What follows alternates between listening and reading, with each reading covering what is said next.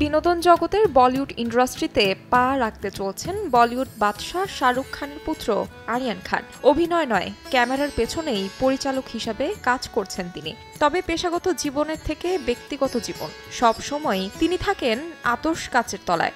দিনের পর দিন বড় পর্দায় যিনি দর্শকদের রোম্যান্স শিখিয়েছেন, তার পুত্র কাকে মন দিয়েছেন তা নিয়ে কৌতূহল সকলেরই। সেই প্রসঙ্গে বিভিন্ন সময় বলিউডের নানা সুন্দরীর সঙ্গে নাম জড়িয়েছেন আরিয়ানের। তবে এবার গুঞ্জন উঠেছে আরিয়ান মন দিয়েছেন ব্রাজিলের নাগরিক মডেল লারিসা বনেসিকে।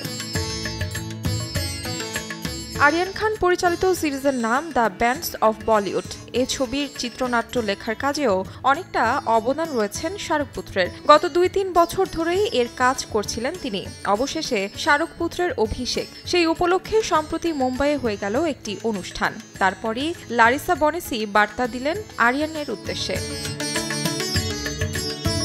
আরিয়ানের বলিউড অভিষেক নিয়ে বেশ উত্তেজিত লারিসা। তিনি লেখেন, এই বিশ্বের অন্যতম প্রতীক্ষিত শো, যেটা বানিয়েছে এই পৃথিবীর শ্রেষ্ঠ এবং এক নম্বর এক ও অদ্বিতীয় আরিয়ান খান। লেডিসা যে আরিয়ানের জন্য খুশি সেটা বোঝাই যাচ্ছে। তবে গত বছর থেকে বিভিন্ন জায়গায় একসঙ্গে দেখাও গিয়েছে আরিয়ান ও লারিসাকে। ব্রাজিলের নাগরিক হলেও ভারতে বহু বছর ধরে কাজ করছেন তিনি।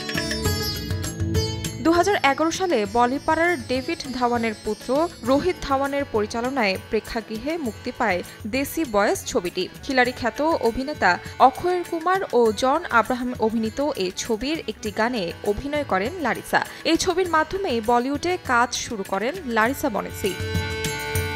তাহমিনা তন্নি, সময় সংবাদ।